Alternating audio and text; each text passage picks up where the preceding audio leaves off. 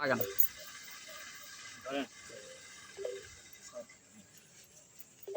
হ্যাঁ একটু ওকে ঠিক আছে করেন। কি দোয়া করতে হবে?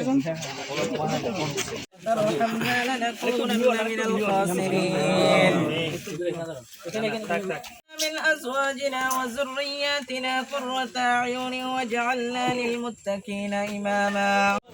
আপনাদের সবাইকে আপনারা এখানে আসছেন, আপনারা জানেন এখানে এই মাইসকারের ইউনিয়নে এইটা একটা গুরুত্বপূর্ণ ব্রিজ ছিল। এটা বিগত অতিবৃষ্টির কারণে প্রায় 30 থেকে 35 দিন আগে ব্রিজটি ভেঙে যাওয়ার কারণে এই রাস্তাটি ডিসকানেক্ট হয়ে গেছে।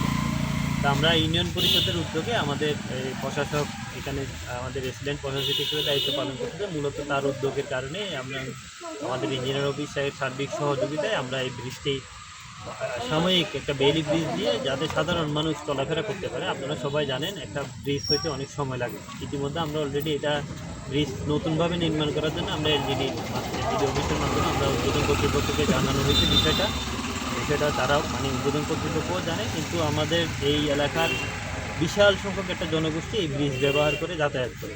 তাদের কথা চিন্তা করে আমরা এটা সাময়িক ব্যবস্থা হিসেবে আমরা একটা বেইলি ব্রিজ এখানে স্থাপন করছি, যাতে জনগণের কষ্টটা সাময়িক সময়ের জন্য হলেও একটু লাঘব করা যায় মেনটেন করতে গিয়ে। আর যেগুলো আমরা দ্রুত সময়ে করা সম্ভব এগুলো আমরা সর্বাত্মক চেষ্টা করি যেন দ্রুত সময়ে জনগণের পাশে গিয়ে আমরা যেন দাঁড়াতে পারি। দাঁড়াইছি এখান থেকে, আমার সামনে চিলরা, পেছনে অজবন, ব্রিজের থেকে শুরু অজবন। আচ্ছা, অজবনের ভিতরে ব্রিজটা পড়ছে, অজবন এরিয়ার ভিতরে। ব্রিজটা ভাঙাতে আমাদের এলাকাবাসী মানুষের অনেকটা দুর্ভোগ হচ্ছিল।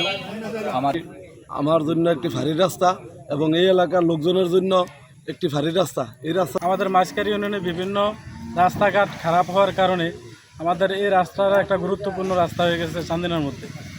এই হিসাবে এই ব্রিজটি অনেক পুরানো একটা ব্রিজ ছিল।